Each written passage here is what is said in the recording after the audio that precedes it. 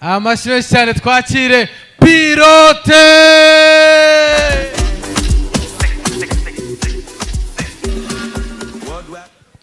Mumeze gute se? Mwakoze cyane kuza kudushyigikira nk'ibisanzwe. Ubwo mperuka hano hari inama nabagiriye ariko nabonye itaracamo neza, ngiye kongera nyibagire. Iyo umuntu aje hano agasaba amashyi bamumpa amashyi, ntago muyamuha. Amashyi ni igihembo cy'uko umuntu yakoze neza.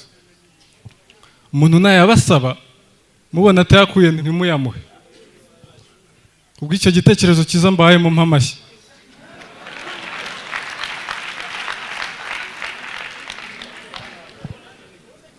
Naturutse i Musanze ariko hano hari abantu bajya baza kudushyigikira buri wa kane, njya nibaza ahantu amafaranga muyakura. Buri wa kane muri hano amafaranga yarabuze. Reka mbaye proof, navuye i Musanze. Murabizi iyo tuvuye i Musanze duca Nyirangarama tugafata akaha. Hari umumama nawe nicaranye nawe, we birashoboka ko nta mafaranga yari afite, amafaranga yarabuze. Yari afite akana kamuryamyeho, turagenda tugura utwo tugura, turaza njye nawe nicaranye nawe, mfunguye agateka we naguze, umumama azi kwiyeranja ahita abyutsa umwana.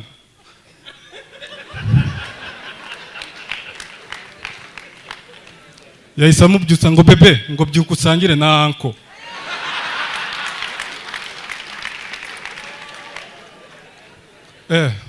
Ndavuga azi kwiyeranja cyane, ndamugerageza kugira ngo numve, ndambwira ngo harimo urusenda. Aravuga ngo uzi ukuntu uyu mwana ashobora urusenda cyane.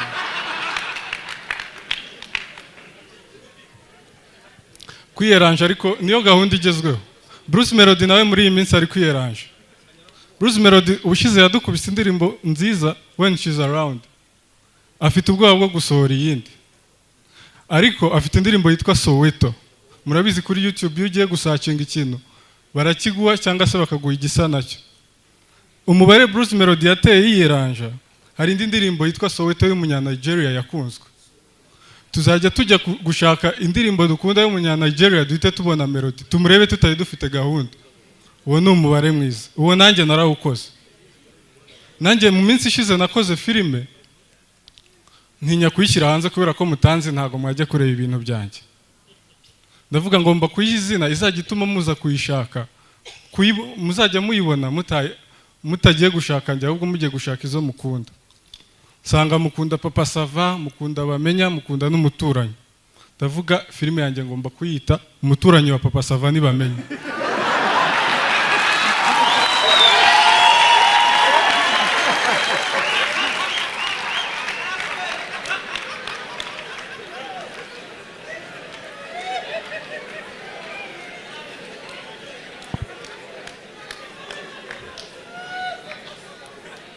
Murumva ko nzabafatisha. Turiho mu buzima bwo kwiyeranja, tugomba kwiyeranja kugira ngo dutere imbere. Hari umugabo twasenganaga nawe yari yeranjije.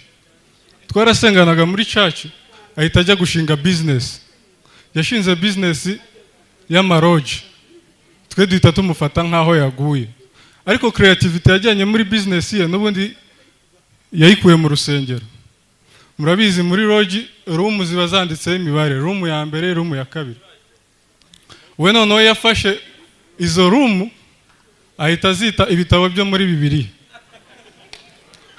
Ugasanga room ya mbere yitwa Baroma, indi room yitwa Bagalatiya. Byabaga bitangaje cyane kubona umukobwa n'umuhungu basohotse mu cyumba cyitwa ibyakozwe n'intumwa.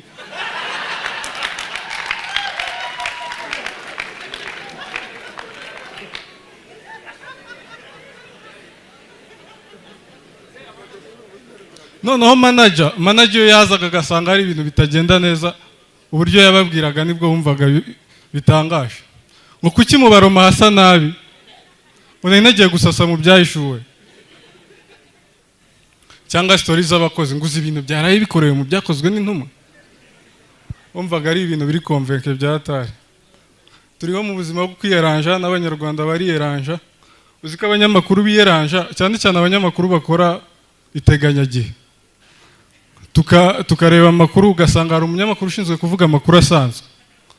undi noneho akaza bamuteguye ewana wumva agiye kudukonvenka cyane ngo aje kuvuga iteganyagihe, yahagera ukumva ngo umunsi w'ejo ngo imvura ishobora kugwa cyangwa ntigwe.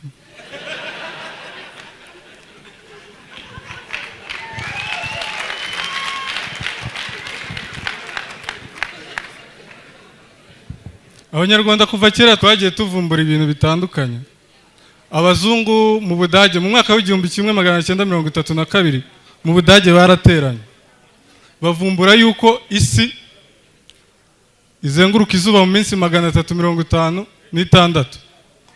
Abanyarwanda nabo ba kera Gatare wo mu Kinyaga hura na Kayiranga baricara naho ngo bagiye kuvumbura, bavumbura ko iminsi y'umujura ari 40.